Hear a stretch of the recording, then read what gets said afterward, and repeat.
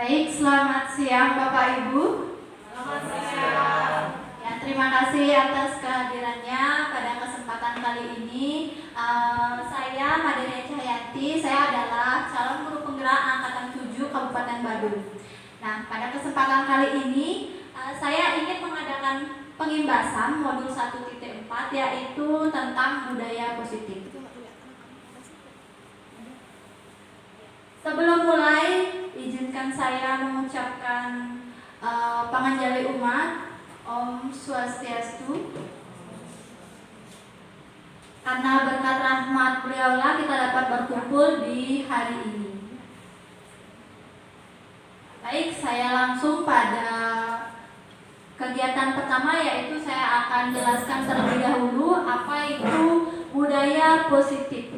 Kemudian apa contoh penerapan budaya positif yang telah kita lakukan di sekolah. Nah, mungkin ada beberapa hal atau ada beberapa kegiatan yang sudah kita biasa laksanakan, tetapi kita tidak tahu inilah ada arti dari budaya positif tersebut. Nah, apa pengertian dari budaya positif? Silakan di next. Budaya positif di sekolah yaitu nilai-nilai dan kebiasaan-kebiasaan di sekolah yang berpihak pada peserta didik agar mereka dapat berkembang menjadi pribadi yang kritis, penuh hormat dan bertanggung jawab. Lalu setelah kita melakukan budaya positif setelah kita tahu makna budaya positif, tentunya kita akan melakukan suatu paradigma perubahan. Ya, erat kaitannya budaya positif tersebut dengan filosofi Ki Hajar Dewantara. Nah, sebelumnya filosofi Ki Hajar Dewantara tersebut ada beberapa hal yang penting. Yang pertama, bukan tabula rasa. Kemudian semua anak terlahir dengan bakatnya masing-masing atau unik. Jadi seperti yang sudah kita ketahui bahwa setiap peserta didik yang ada di kelas kita itu memiliki keberagaman. Jadi mereka memiliki bakat, kemudian minat, serta keragaman yang berbeda-beda antara peserta yang satu dengan peserta yang lain. Selanjutnya, dalam filosofi pendidikan Ki Hajar Dewantara juga kita menekankan pada budi pekerti anak. Nah, di sini dalam kegiatan budi pekerti anak, tugas guru adalah menuntut bakat tersebut agar anak tumbuh dengan selamat dan bahagia. Jadi, sebagai seorang guru, kita tidak dapat mengarahkan siswa itu sesuai dengan apa yang kita inginkan. Tetapi siswa tersebut bukan lahir seperti kertas putih, melainkan siswa tersebut lahir sudah seperti titik-titik, ya, seperti titik-titik. Tugas kita sebagai seorang guru hanyalah menebalkan garis-garis yang sudah ada di dalam diri siswa tersebut. Kita tidak bisa menggambar secara sembarangan pada diri siswa tersebut. Jadi tugas kita adalah menebalkannya saja sesuai dengan bakat dan minat mereka. Nah, ibaratnya adalah guru itu adalah sebagai petani dan anak ibaratnya biji jagung. Nah, apa yang dimaksud dengan istilah tersebut? Seorang anak yang kita ibaratkan sebagai biji jagung atau biji padi, kemudian guru diibaratkan sebagai petani. Tugas petani itu adalah menanam biji jagung tersebut atau menanam padi tersebut, dan tugas guru juga memberikan pupuk, kemudian menyiangi rumput-rumputnya, hanya memelihara saja, menuntun jagung tersebut untuk tumbuh dan berkembang sesuai dengan kodrat alam dan kodrat zamannya. Nah, kemudian yang terakhir, pendidikan tersebut juga harus berpihak pada anak. Kita tidak dapat menyesuaikan dengan kehendak kita, jadi kita sesuaikan dengan apa yang anak kita mau, tetapi tetap sesuai dengan arahan yang ada pada norma-norma pendidikan. Nah, perubahan paradigma untuk membangun budaya positif, sekolah perlu menyediakan lingkungan yang positif, aman dan nyaman agar murid mampu berpikir, bertindak dan mencipta dengan merdeka, mandiri dan bertanggung jawab. Nah, lazimnya disiplin dikaitkan dengan kontrol. Dalam hal ini kontrol guru dalam menghadapi murid. Nah, di sini berdasarkan paradigma perubahan itu ada teori kontrol. Jadi nanti ada 5 posisi kontrol. Yang pertama itu adalah ilusi guru mengontrol murid, kemudian ilusi bahwa kritik dan membuat orang merasa bersalah dapat menguatkan karakter, ilusi bahwa semua penguatan positif efektif dan bermanfaat, dan ilusi bahwa orang dewasa memiliki hak untuk memaksa. Nah, lalu berdasarkan paradigma stimulus respon itu kita kaitkan dengan teori kontrol. Apakah bisa kita mengontrol seseorang? Nah, apabila contohnya stimulus respon, yang pertama kita mencoba mengubah orang agar berpandangan sama dengan kita. Tetapi secara teori kontrol, kita berusaha memahami pandangan orang lain tentang dunia. Kemudian yang kedua, perilaku buruk dilihat dari sebagai suatu kesalahan. Nah, pada teori kontrol semua perilaku memiliki tujuan. Stimulus respon yang selanjutnya, orang lain bisa mengontrol saya, tetapi pada teori kontrol hanya Anda yang bisa mengontrol diri Anda sendiri. Selanjutnya, pemaksaan ada pada saat rujukan gagal. Tetapi pada teorinya, kolaborasi dan kesepakatan menciptakan pilihan-pilihan baru. Dan yang terakhir, model berpikir menang atau kalah. Tetapi pada teori kontrolnya, model berpikir menang-menang. Selanjutnya, apa itu makna disiplin? Kata disiplin itu sering dikaitkan dengan tata tertib, teratur, dan kepatuhan pada peraturan. Kata disiplin juga sering dihubungkan dengan hukuman, padahal itu sungguh berbeda karena belajar dengan disiplin tidak harus memberi hukuman. Justru itu adalah salah satu alternatif terakhir dan kalau perlu tidak digunakan sama sekali. Jadi disiplin itu sebenarnya tidak ada hubungannya dengan hukuman. Karena hukuman itu seperti yang sudah kita ketahui, hukuman itu berbeda dengan sanksi. Nah, lanjut lagi. Ki Hajar Dewantara menyatakan bahwa untuk mencapai kemerdekaan atau dalam konteks pendidikan kita saat ini dan untuk menciptakan murid yang merdeka, syarat utamanya adalah harus ada disiplin yang kuat. Disiplin yang dimaksud adalah disiplin diri yang memiliki motivasi internal. Jika kita tidak memiliki motivasi internal, maka kita memerlukan pihak lain untuk mendisiplinkan kita. Jadi tetap ada pihak dari luar atau motivasi eksternal dalam mendisiplinkan kita apabila motivasi internal itu tidak berpengaruh pada diri kita. Selanjutnya, nah, berdasarkan teori motivasi perilaku manusia, yang pertama itu motivasi internal.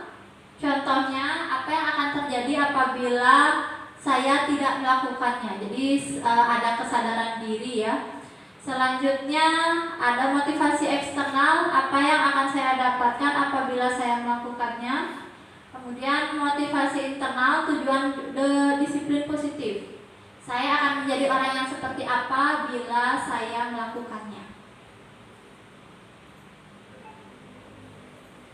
Nah, berdasarkan apa yang sudah saya paparkan tadi, saya membuat sebuah lingkaran seperti ini, di mana budaya positif itu adalah hal yang sangat luas, ya. Jadi di dalam budaya positif, khususnya di sekolah, itu kita akan menciptakan suatu lingkungan positif terlebih dahulu. Lingkungan positif yang dimaksud itu adalah suasana di dalam kelas, ya. Yang suasana yang setiap hari Bapak Ibu hadapi tentunya lingkungan di dalam kelas. Kita harus menciptakan sesuatu lingkungan belajar yang nyaman, kemudian lingkungan belajar yang menarik agar siswa tersebut senang untuk datang ke sekolah. Nah, berdasarkan hal tersebut, untuk mencapai sesuatu lingkungan belajar yang nyaman dan menyenangkan, ada baiknya kita membuat suatu keyakinan kelas. Setelah kita membentuk keyakinan kelas, itu akan turun lagi menjadi peraturan kelas. Nah, hal ini yang sudah saya maksudkan tadi, bahwa hal atau peraturan kelas itu sudah biasa kita lakukan atau sudah biasa Bapak Ibu wali kelas buat, dan inilah yang kita istilahkan dengan budaya positif. Baik, saya lanjutkan. Yang berikutnya keyakinan kelas, hukuman dan penghargaan. Nah, mengapa tidak peraturan saja? Mengapa harus keyakinan kelas? Yang pertama, mengapa kita memiliki peraturan harus menggunakan helm bila mengendarai kendaraan roda 2? Yang kedua, mengapa kita memiliki peraturan 3M, menggunakan masker, mencuci tangan, dan menjaga jarak 1,5 meter? Mengapa kita memiliki peraturan harus datang tepat waktu saat mengikuti pelatihan? Nah, hal ini apakah ini termasuk peraturan atau keyakinan? Kita lanjutkan. Nah, dalam suatu keyakinan kelas adalah nilai-nilai kebajikan atau prinsip-prinsip universal yang disepakati bersama secara universal lepas dari latar belakang, suku, negara, bahasa maupun agama. Nah, berdasarkan pengertian tersebut, keyakinan kelas itu adalah sesuatu aturan yang tidak hanya dibuat atau ditentukan oleh guru saja, tetapi ditentukan oleh semua warga yang ada di kelas tersebut. Jadi dalam keyakinan kelas tersebut, setiap orang yang ada di dalam kelas tersebut mengeluarkan masing-masing satu ide hal apa yang boleh atau tidak boleh dilakukan di dalam kelas. Setelah kita urut pendapat bersama, baru kita sepakati hal-hal mana saja yang akan kita jadikan keyakinan kelas. Seperti itu. Dilanjutkan. Nah, pembentukan keyakinan kelas. Keyakinan kelas itu bersifat abstrak daripada peraturan, di mana peraturan itu sifatnya lebih rinci dan konkret. Keyakinan kelas berupa pernyataan-pernyataan yang universal. Kemudian pernyataan keyakinan kelas senantiasa dibuat dalam bentuk kalimat positif. Nah, jadi dalam membuat keyakinan kelas itu kita tidak disarankan atau tidak boleh menggunakan kata tidak boleh membuang sampah sembarangan atau tidak boleh membawa mainan ke dalam kelas atau ke sekolah. Jadi kalimat-kalimat yang bersifat atau berkonotasi negatif itu tidak disarankan dalam pembentukan keyakinan kelas, tetapi kalimat tersebut dapat diubah menjadi kalimat yang bermakna positif. Misalnya, siswa tidak boleh ribut di dalam kelas. Kita ubah menjadi menciptakan suasana yang tenang dan nyaman. Nah, seperti itu. Jadi kata tidak itu tidak diperbolehkan dalam susunan keyakinan kelas. Keyakinan kelas hendaknya tidak terlalu banyak sehingga mudah diingat dan dipahami. Ya, lanjut lagi. Nah, untuk perbedaan keyakinan kelas dengan peraturan bisa dibaca di depan. Itu ada beberapa hal. Nah, peraturan itu misalnya selalu kembalikan buku ke tempatan, itu pada tempatnya. Itu merupakan tanggung jawab. Kemudian dilarang mengganggu orang lain. Nah, kalimatnya adalah menghormati orang lain dan diri sendiri. Jadi seperti itu kita menggunakan contoh-contoh atau menggunakan kalimat-kalimat yang bernada positif atau berkonotasi positif. Lanjut lagi. Ya. Selanjutnya, setelah keyakinan kelas itu ada penghargaan. Jadi setiap siswa itu biasanya dia akan melakukan sesuatu atau mengikuti sesuatu aturan maupun yang keyakinan kelas itu karena ada suatu penghargaan. Nah, sekarang dihukum oleh penghargaan. Yang pertama itu adalah pengaruh jangka pendek dan jangka panjang. Kemudian penghargaan menghukum, penghargaan mengurangi ketepatan, penghargaan tidak efektif, dan penghargaan merusak hubungan. Nah, di sini ada beberapa kalimat atau tindakan yang ditindakan guru kepada siswa, yang mana hal ini merupakan termasuk hukuman atau konsekuensi. Dari yang pertama, mencatat 100 kali di dalam buku kalimat, saya tidak akan terlambat lagi karena terlambat ke sekolah. Itu termasuk hukuman atau konsekuensi kira-kira, Bapak Ibu? Termasuk hukuman, ya. Kemudian misalkan lari mengelilingi lapangan basket 2 kali karena terlambat hadir. Selanjutnya, murid diminta tidak untuk push up 15 kali karena tidak menggunakan masker juga termasuk hukuman. Menggantikan kertas tugas teman yang telah dicoret-coret. Membersihkan tumpahan air di meja tulis karena tersenggol pada saat belajar. Ya, selanjutnya meminta murid tidak mengenakan sepatu seharian di sekolah karena tidak mengenakan sepatu hitam.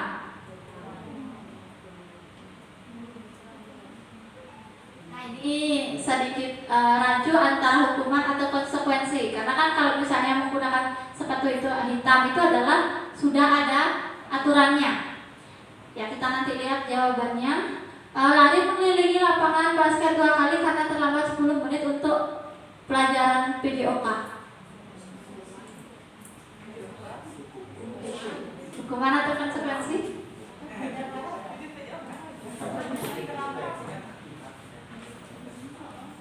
Ya, silakan di next. Ya, jadi silakan diperhatikan jawaban Bapak Ibu tadi, yang mana termasuk hukuman dan yang mana termasuk konsekuensi.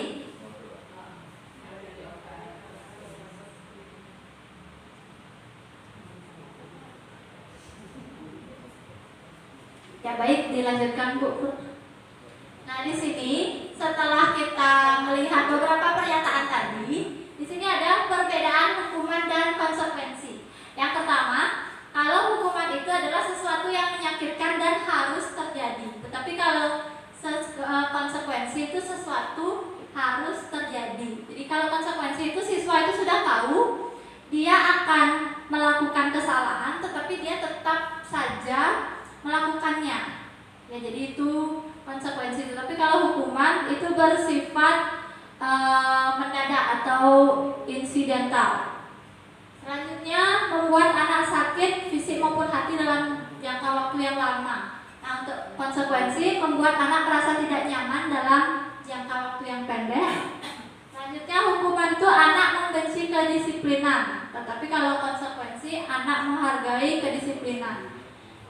Hukuman itu sifatnya paksaan, tetapi kalau konsekuensi itu adalah stimulus dan tanggapan.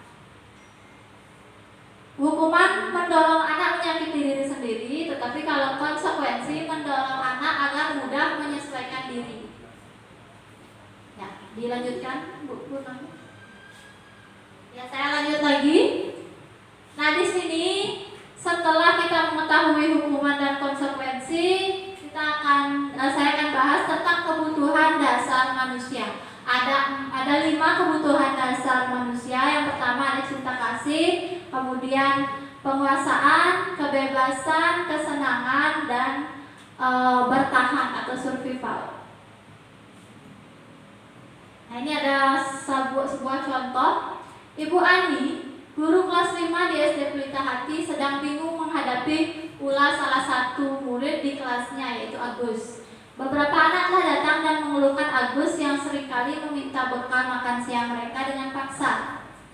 Jika Anda menghadapi situasi seperti Ibu Ani, apa yang akan Anda lakukan? Menurut Anda, kira-kira apa alasan Agus melakukan hal itu? Sebelum saya lanjut, ada Bapak Ibu yang memberikan tanggapan atas kasus atau permasalahan dari Ibu Ani tersebut?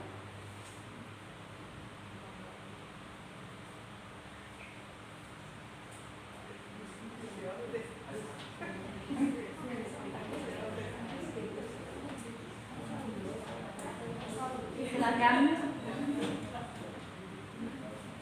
Bertanya kepada Agus kendala apa yang dia alami sehingga dia minta makanan pada temannya.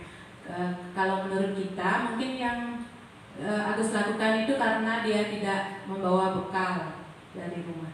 Terima kasih. Ya, terima kasih Bu Stani atas tanggapan dari pertanyaan tersebut.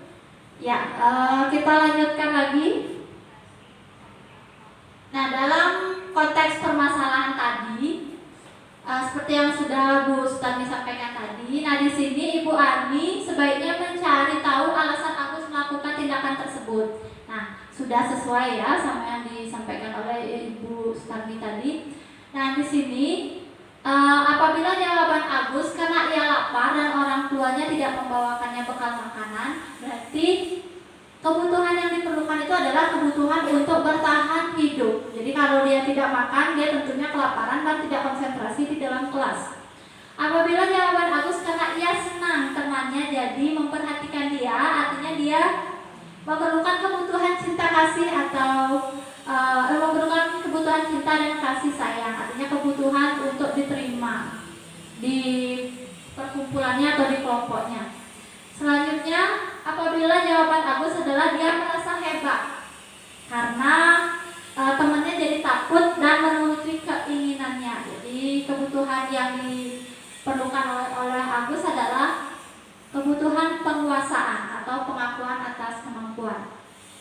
Selanjutnya, apabila jawaban Agus karena dia merasa bosan dengan bekal yang dibawakan oleh ibunya, karena selalu membawakan bekal yang sama, artinya dia memerlukan kebutuhan akan kebebasan.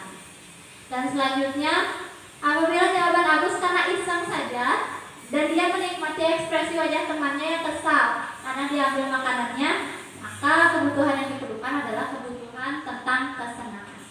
Nah, itu tadi salah satu contoh yang mungkin sangat sering kita hadapi di dalam kelas. Nah, di sini ada 5 posisi kontrol. 5 posisi kontrol guru itu ada penghukum, pembuat merasa bersalah, teman, pemantau, dan manajer. Nah, diharapkan sebagai seorang guru kita tidak melakukan 2 posisi penghukum itu. Yang pertama sebagai penghukum dan yang kedua pembuat merasa bersalah. Tetapi alangkah baiknya apabila kita menjadi atau berada pada posisi manajer. Jadi di sana sudah terdapat beberapa kata-kata atau pernyataan sesuai dengan posisi kontrol tersebut. Lanjut, Bu. Nah, dalam kegiatan tersebut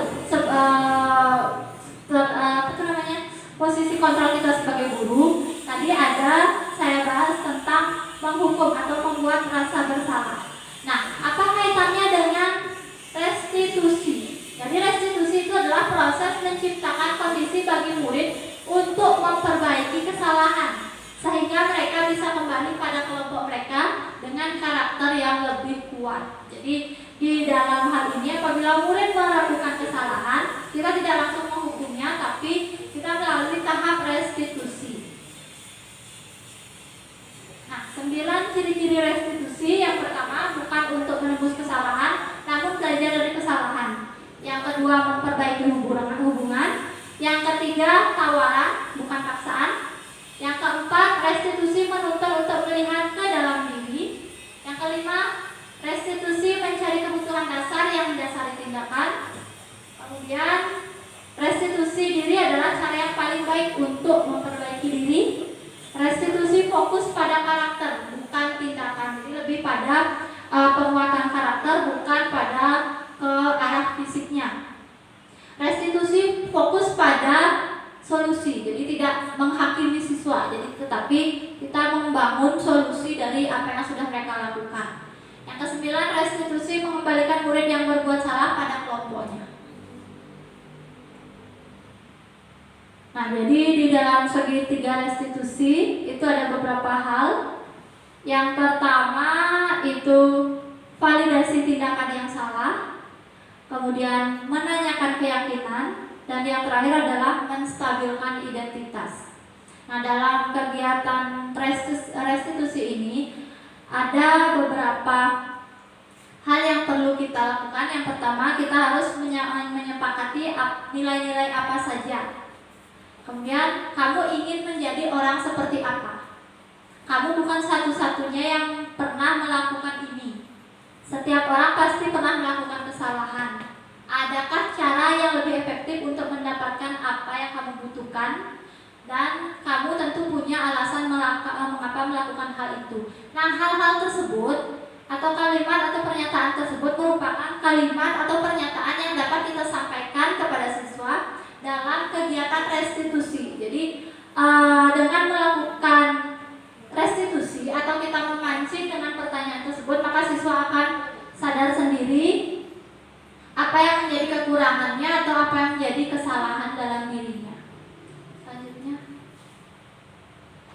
nah itu tadi pemaparan dari saya mengenai budaya positif yang ada di lingkungan sekolah.